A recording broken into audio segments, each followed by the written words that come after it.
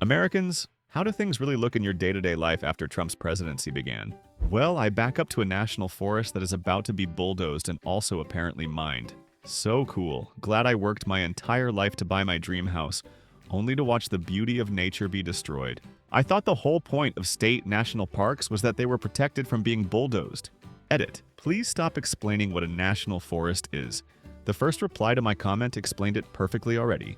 Bad. Everything keeps getting more expensive. My older coworkers are lamenting they need to delay retirement now. I have friends who are defunded out of a job, or doged out of one.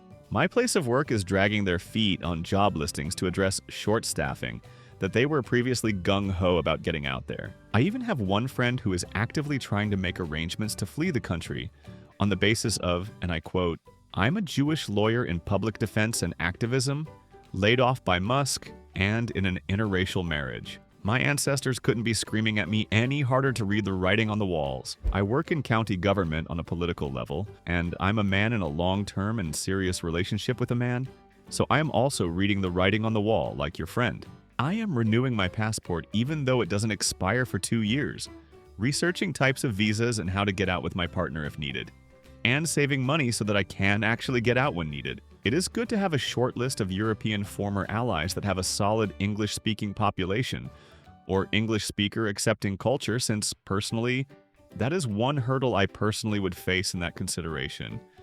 I hear Switzerland is solid, but can be among the more difficult over there to secure your footing in. I am an optometrist. There have been an uptick in patients with long-standing autoimmune diseases having flares of their uveitis and other ocular inflammatory conditions, likely due to stress. Ah, thank you. I've been wondering why suddenly my unknown autoimmune issue has flared up so badly over the past few weeks. I didn't even think about the increased stress I've been under.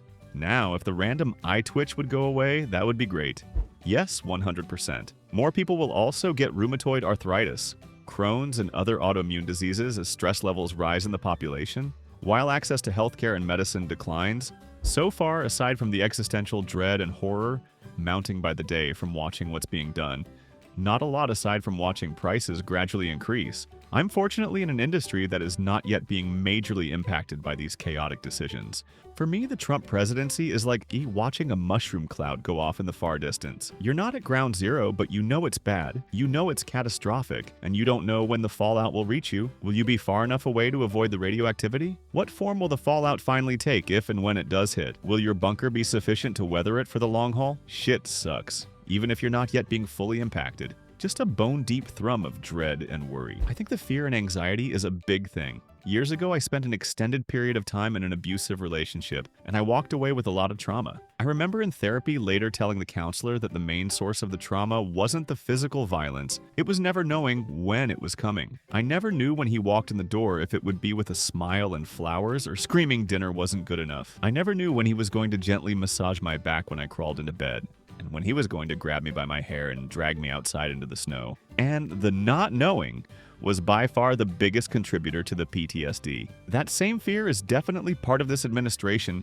They know it, and they revel in it, just like an abuser. I've seen multiple people saying the cruelty is the point. Holy shit, I've not been able to put that into words. Meanwhile, 77.3 million Americans chant, "Don't look up." Exactly what I've been feeling. It feels like you're stuck in the first 15 minutes of a horror movie, after the music has turned ominous but before the zombies start lurching right at you. This one guy at work can't retire now, so who knows how much longer I have to deal with his BS. That's another problem. If people don't retire, there's no space for the new generation to move up and into jobs that can afford them housing. Afford housing? What is this strange concept? This is what happened in 2008 to all the Gen X people. The younger ones went upside down on their recently purchased homes, and the older ones got held out of higher salaries due to stagnation of should-be retirees. Now, their kids are getting fucked. I'm in the same situation with the Trump voting boomer next to me. Every day I get multiple stock market updates from him on whether it's high or low. He did say a few days ago that he's disappointed with how Trump has handled things. I just said, well, you voted for him, and he's doing exactly what he said he would. So I'm not sure why you're surprised. He went quiet for a few days after that. Lucky for him, I wish I could get exactly what I voted for. I work at a seaport, so longshoremen and truck drivers are definitely freaking out as their jobs are vaporizing. Edit to address 90% of the comments. This is in Oakland. Virtually none, or maybe very few of these people are open Trump supporters. Go whack yourselves off to something else.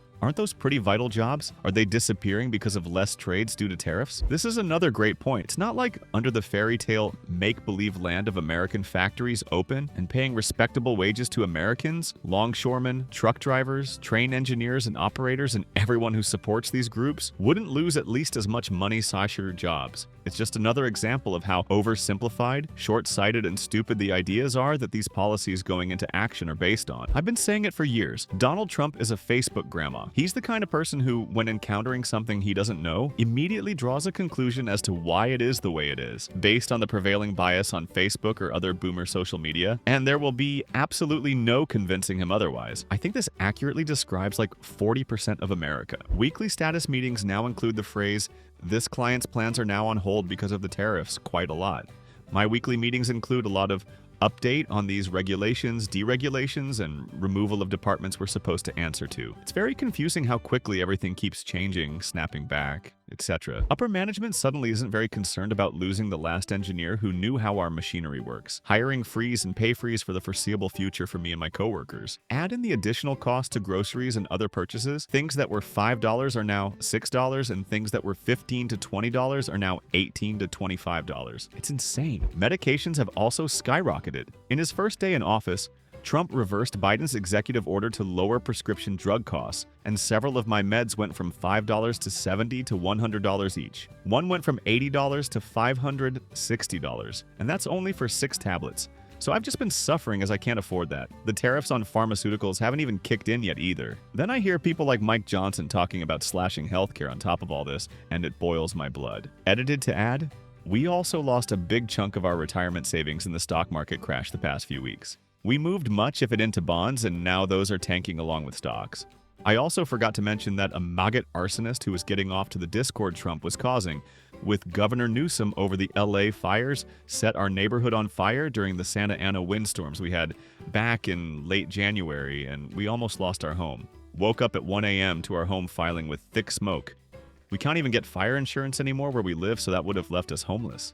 This has been surreal. I am so sorry. I take a lot of medication, 10 separate drugs, and cannot imagine how we would manage if we had to pay full price for it. In the UK, we're charged £9.60, 12.69 per item per month. But you can buy a 1-year subscription for £120.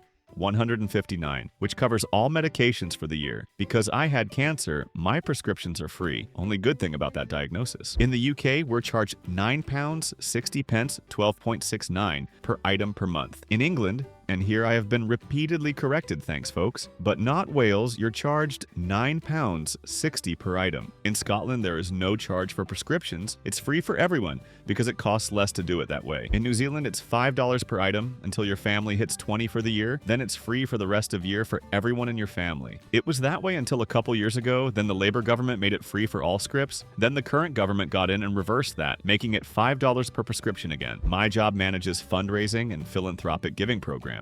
One of our largest regular donors owns a construction company that has a program hiring recently released ex-convicts to help them get back on their feet so they don't have to fall back into crime to support themselves. The majority of people in the program are minorities. He lost several federal contracts because that program is considered DEI. That closes a work program that reduces recidivism rates for former criminals, potentially shuts down a business this guy built from the ground up, and takes money out of charities he had been donating to for years, all because he was hiring too many black and brown people. That is just so many shade of fuck up and unproductive and more expensive in the long run. So stupid. It's not a fuck up. They want recidivism to keep their for-profit prisons full. Hell, the prison system is so profitable, they're even offshoring it to foreign concentration camps now too. It's a feature, not a bug. We had to put off our expansion plans. We were working with a few contractors and 2 of them told us everyone is holding off on their work and they are probably going to fold. Costs are definitely going up, but the uncertainty is doing more damage right now. Reminds me of early COVID. I am a federal scientist for NOAA, and although we didn't have high hopes to not get fired,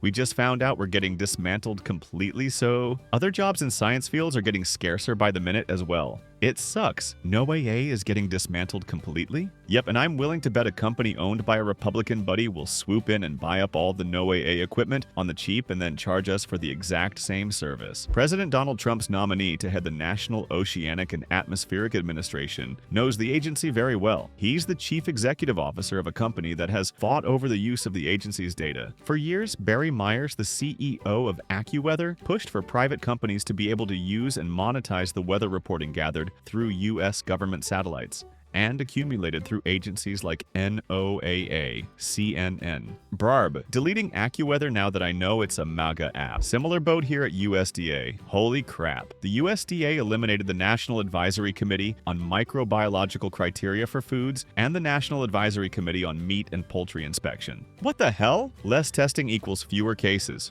Bulletproof logic. This is exactly what happened during COVID. Everyone wanted numbers to go down, so the solution was to perform less testing. You can't count what you can't measure. What you don't measure, and they wonder why Europe doesn't want to buy their beef. My wife works for a branch of the EPA, and every day is like Russian roulette. That dreaded email or call could come at any time. No job in science is safe. My PI had her grants frozen last month and had to fire all her research staff. We research pediatric brain cancer, so it's a very politically charged topic. Not to be callous, but have those children even said thank you? I know you are sarcastic and might even mean it a bit funny, and as a parent that just hits home, I'd give my life for my 2 little girls or would die trying. But this just makes me feel hopeless and helpless for all the parents of children that depend on that research. Your comment also hits home in the pettiness of the people that decided this for research into cancer in kids. You might not have expected this, but thank you for, as a European, reminding me how privileged we are and how much in need so many of you are. And this in turn makes me very nervous, as while I am in a totally different field, if I get laid off, there is a good chance I will be competing with people like you. Smart,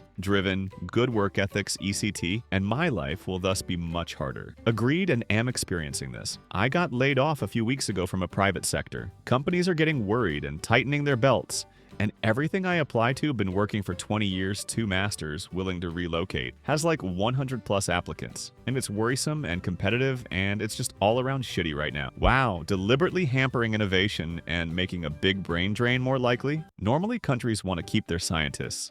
These guys don't, because the scientists tell them their ideas are stupid and bad. These new billionaires want cheap labor, aka stupid people. As Voltaire once said, the comfort of the rich depends upon an abundant supply of the poor. Thanks a ton for watching. Drop a comment below. How's real life been for you since Trump became president? And hey, don't forget to check out the other vids too. Catch you later.